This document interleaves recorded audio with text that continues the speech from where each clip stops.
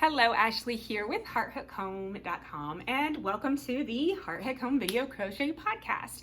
This podcast might be a little bit shorter than others because today is my birthday, and I've got a birthday lunch planned. I've got plans this afternoon, and then of course a birthday dinner. So we're going to go over some of the things that I have on my hook, some things that are almost off my hook, some things that have just come off my hook, and new updates and plans for the new Denzel sweater that is coming out next week.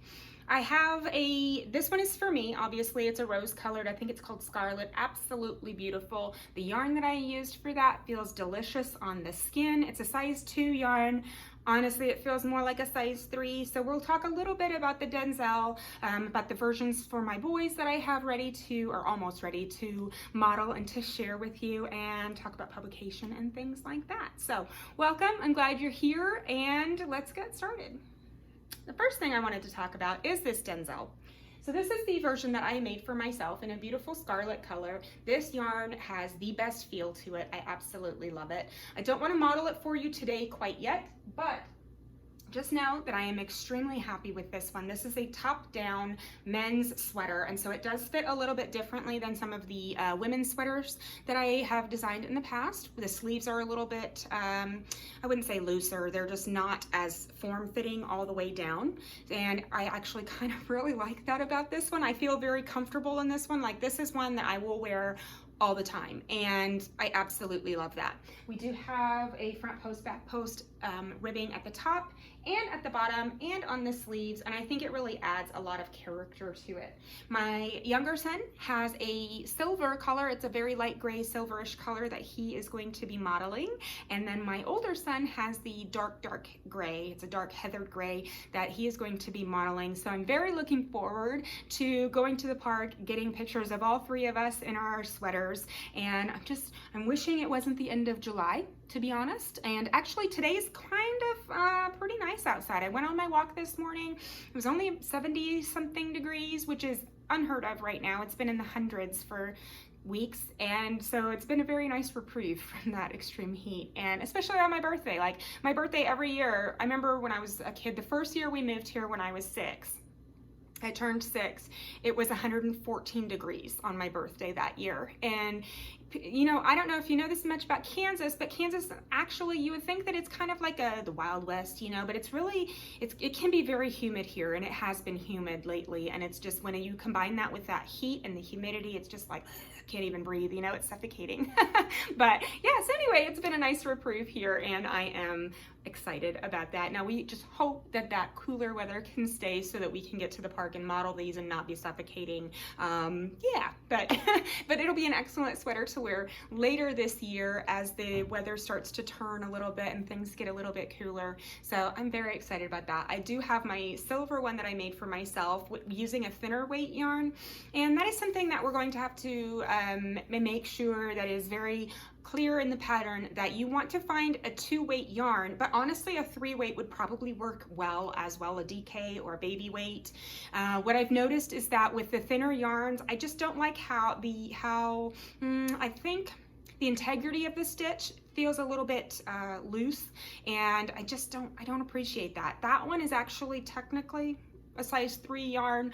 It feels more like a 1, maybe a 2. This one is a size 2 weight yarn on the label, but it feels more like a 3. So I'm going to say that for this new Denzel sweater, a size 2, as long as it's a true 2 or a heavy 2, or a size 3 is going to work really great. Definitely make sure that you check your gauge. That is always going to be something that needs to happen, and make sure specifically with this pattern, not only that you can meet my gauge, but that the fabric looks good, that it doesn't look sloppy before you go ahead and get started on your full-size sweater. So when that pattern is ready to publish, I believe that will be in about a week. So it's going to be the first part of August. And when that pattern is ready to publish, the code for that one for the first few days, or however long it ends up being, will be Denzel, like Denzel Washington. So be prepared for that. When that is ready, I will let you know. Okay, now I also have, I don't know if you remember me talking about my family GAN pattern that I've been working on for quite a while.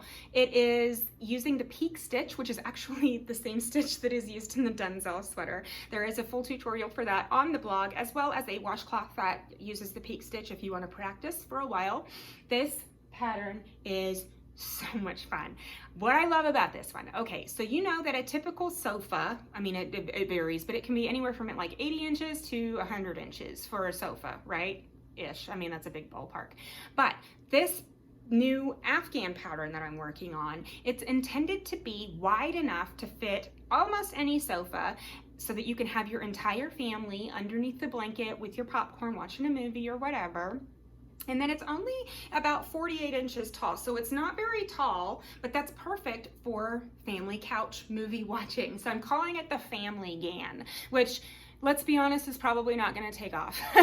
The name anyway. I hope the pattern does, because it's so much fun. I have a group of younger teenagers, I suppose, that are going to help me model all of this, because my plan is to have everybody sit on the couch with their feet out like this, like with the recliners pulled out, which everybody's sitting on the couch, and when we all have over our feet, you know, and take some pictures to show just how many people can fit under this blanket. So let me show you a little bit of this. It is ginormous. I'll come this way. It is ginormous, so I'm not going to unfurl the whole thing, but it is so beautiful and so big. This is using the peak stitch in the middle here. And yeah, it's just this beautiful ripple. It almost looks like snowflakes a little bit. So we have this beautiful dove heather, and then this is the eggplant brava, this beautiful purple here. And then this is the dark heathered gray as well for that. So, and if you know K-State, these are K-State colors, not my first choice in colleges, but it's for a friend. And so, yeah, here we are. And I think they look great anyway. Just kind of hard to see on camera, but this is going to be an absolutely beautiful pattern that I hope you make and enjoy with your family as well on movie nights and, you know, trivia night, or even just to use by yourself, because it's such a fun pattern. There is a baby blanket size included if you want to start with that or start smaller. Yeah, and you can do solid color, you can do stripes, you can do it however you want. That's the beauty of crochet, right? You can do it as however you want, how tall you want, keep going if you want it to be taller. Like I said, this is kind of like a lap GAN blanket, but it's so wide. I think it's 110 inches wide. So these rows take a minute to crochet. But what I also love about that is that after you reach a certain point on your project, you can use it because it's a blanket. So not only can you be sitting there crocheting it, but you're actually using it while you crochet it, which is just poetic, isn't it? Isn't it lovely? Yes. Okay. One of the next patterns that I have been working on updating, so I'm updating the Cozy Co-ed cardigan. That has been one of the most popular men's patterns, probably because for a long time it was the only men's pattern that I had. But that is being updated as well. I have the extra large already made for my older son. My younger son is getting a green version, almost this color of my tank top. And then I have a silver color that I'm working on for myself over here. That's just kind of my in-between project, like when I don't want to think too much about things and I don't want to count, I don't want to think about it. It's half double crochet, just go, you know, just sit down. I don't even have to look at it if I don't really want to. Just sit there, look, or, you know, watch Netflix, do whatever. My son has me binging Lost, you know, the show Lost, from season 1 all the way through season 6, because it's been over for a while. And we are halfway through season 4. No, we're not. We're getting ready to start season 5. And let me just tell you that those first 3 seasons each have 25 episodes, and I was like, holy moly. It took us a while. So yeah, I've been working on that and trying to pay attention. He gets angry if you don't pay attention, you know. So we're trying to work on that as we're plugging our way through these episodes. So I do have another updated pattern coming soon, very soon. All I need to do is get the pictures of it, to be honest. This is the Hedonist House Coat, and look at the colors of this yarn. Isn't this absolutely fabulous? And then there's these pockets, which of course with a house coat, you have to have pockets. You can't have a house coat without them. This, all I need to do is to sit down. What I like to do when I update a pattern is I like to print it out myself, and then I go through and I update it. Well, first I update it, reformat it, everything on the computer, and then I print that reformatted, updated version. And then I sit down with a pen and I go through the pattern and I make the pattern. in each size in my head to make sure that the stitch counts line up, there's no typos, there's no discrepancies or anything like that. So that's really all I need to do for this one, and then I just need to model it.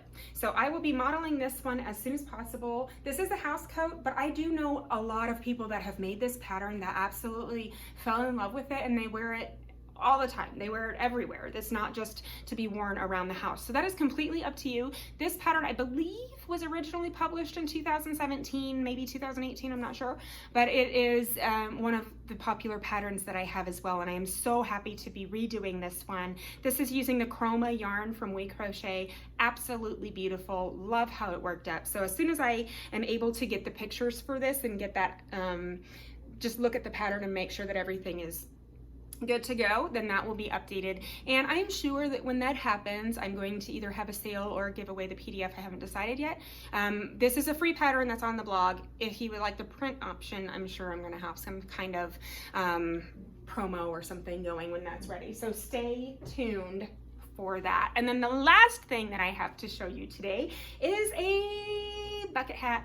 As you probably know, if you are big in the crochet world, you probably know that bucket hats are super big right now, and they have been. Like, they have made a comeback, and I've kind of been pushing my feet, you know, or what is that, dragging my feet on making my own bucket hat pattern. But I sat down a couple weeks ago and I started working on this, and actually here's something that I should share as well, and I'm going to share it in detail on the blog at some point. But what I did, I went through all of the tutorials that I have on Heart Hook Home, and I categorized them by their stitch count multiple.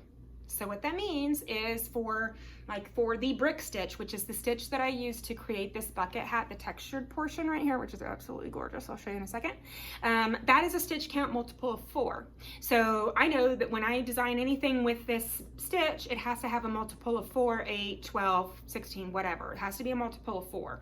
And so I was able to figure out exactly which stitch I wanted to use, because I went through and made an entire document, a spreadsheet really, of which stitches I have. Does it need a multiple, number one? Because if it's just half double crochet or double crochet, or I mean, there's a lot of different stitches that don't require any multiple at all. You can do as many as you want.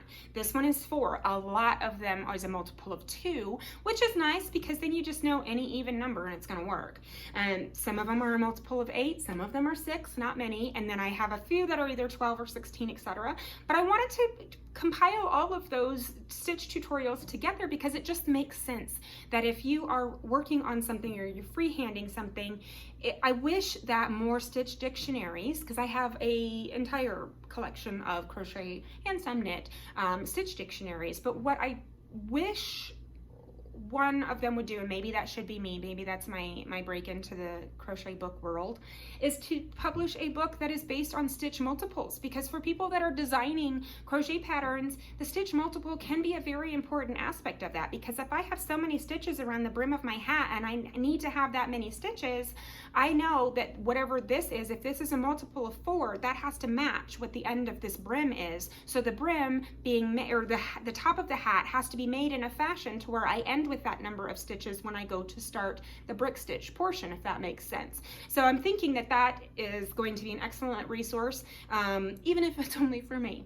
So yeah, anyway, we have this bucket hat, and I'm going to call it, I think I'm going to call it the Brick House bucket hat, because it is using the brick stitch and it is just adorable. We are going to use a 100% cotton yarn to make this bucket hat. Look at how cute that is. Isn't that adorable? I love it so much. I love it so much. I wore it to Ulta the other day when I was getting my birthday gift. You know, if you sign up for the Ulta rewards and, you know, you're giving your email and everything, then you get $10 off on your birthday month and you get a free gift. So I went on and got my free gift, and I was feeling fancy in my little bucket hat. But isn't that cute how it's got these little texture pieces right here? So I have a black one for my 13-year-old. And then actually this one's for my older son. And then I have this one for myself. I did a second one. And on this one, I did a crab stitch around the bottom, which I think really adds to it. I think it adds a lot of pizzazz and flavor. It doesn't add a whole lot of yardage either. Each one of these hats I made with just one skein of Dishy. 180 yards, 185-ish. if you do the crab stitch row, but it's so quick. You do it in the afternoon. They turn out so cute. I just love them. And yeah, so I do plan on making a video tutorial for this hat as well. As soon as I get that done, I will let you know, and it'll be up on the YouTube channel, but I just love it so much. I did make one for my older son. He is going into his sophomore year of high school, and he requested one in his school colors that are white, bright green, or not bright green, but just a vivid green, and then black. So I did white on the top, I did green on the body, and then black for the brim. And so we're gonna grab that and get pictures of him in his school t-shirt with his matching school bucket hat. And he said he's gonna wear it on Fridays because Friday is green day for school, and it's gonna be awesome. He's very excited about it, and that makes my mama heart happy that he's happy, you know, that he's got this hat that matches, and he's going to be the only one in the school that has it. And he's asking, can I do it in different colors? And then he said, what if we did a minion one? I said, well, I can't do a minion one because you know I don't want to go against copyright infringement or anything. But he goes, well, what if you just did yellow and then black and then blue? I'm like, oh, okay, well that's, I guess, minion-y, right? But yeah, you can do any colors. You can do solid colors like I have, or you can do 3 colors. You can do whatever you want to do. And so yeah, I'm excited about that. I was hoping to get the pictures of this bucket hat taken yesterday, but it didn't happen. And now today, with being my birthday, I'm going out to birthday lunch, and I've got other things going on. I gotta go grab some of my birthday freebies. You know how different places offer you freebies on your birthday. So I'm gonna go take advantage of that, and we will try to go get pictures of this at the park later. If it doesn't happen, then we'll just get it this weekend, and it'll be fine. It'll be perfectly fine.